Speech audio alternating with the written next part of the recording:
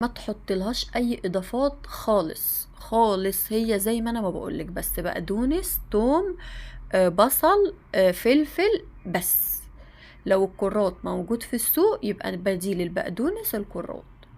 طبعا هي ما شاء الله عملت كمية زي ما انتوا شفتوا. طبعا كملوا الفيديو للاخر لان انا هوريكم منظر الطعمية في الاخر بعد ما اتقلت بشوية سمسم. يا خرابي على المنظر في الاخر. انا عايزاكم تكملوا عشان هتشوفوا منظرها في الاخر، لونها ذهبي وتحفة بجد. تسلم ايديكي يا احلى برنسيسة في الدنيا، تسلم ايديكي، عشان هي ما بتحبش ان انا اقول اسمها يعني، فانا هقول لها ايه، يا برنسيسة. تمام، لما اقول يا برنسيسة اعرفوا ان دي اختي الكبيرة هي اللي عاملة الحاجة. بجد تسلم ايدك، احلى طعمية بناكلها، احلى طعمية بجد بناكلها من ايديها يا جماعة.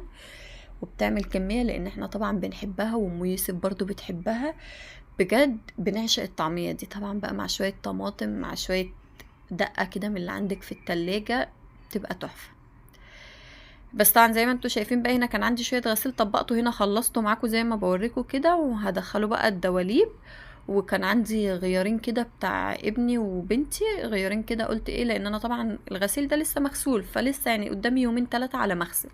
فطبعا انتوا عارفين في الصيف بيبقى ايه، في غيارات كتير وكده، يعني الولاد بيحبوا يغيروا على طول. فقلت عشان ما يستنوش، يعني كده كده عندهم غيارات، بس انا بحب في الصيف اغسل لهم غياراتهم اول باول، فهم كانوا لسه مغيرين. هقف معاكم دلوقتي نغسلهم مع بعض، بس بعد ما نشيل الهدوم ايه اللي على السرير. هقف معاكم دلوقتي نغسلهم ايه سوا كده على ايديا، سريع سريع. المهم هتشيليها من غير توابل ومن غير اي حاجه، هتحطيها في الاكياس بتاعه التلاجة دي اللي انتي شفتيها، وتحطيها في الفريزر تقعد معاكي بقى. بصي اطول وقت ممكن تقعد معاكي في الفريزر. مثلا عايزه مثلا تعمليها على فطار بقى، تقومي مطلعه كيس قبلها بيوم تنزليه في التلاجة من تحت، واول ما تصحي من النوم كده قبل ما تقليها مثلا بنص ساعه ربع ساعه طلعها من التلاجة. تمام.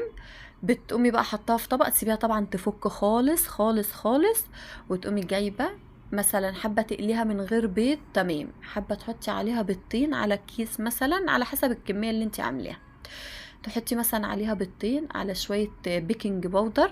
بيكنج باودر يا جماعه بصوا بيدي يعني بيخلي الطعميه هشه بطريقه مش قادره اقول لكم. حطي شويه بيكنج باودر، تحطي شويه ملح، تحطي بقى سنه شطه، كده يعني تبهريها بس مش كتير، شويه كزبره بس، اهم حاجه ما تكتريش عشان الطعميه ما تغمقش منك. تمام. وتكوني بقى حاطه كده شويه سمسم. بصوا هنا بقى بوريكم كده، بس ما عرفتش انفخ طبعا عشان النقاب، فما عرفتش انفخ ايه في الرغاوي. تمام. هنا بقى حطيت ايه شويه اوكسي عشان اغسل الغيارات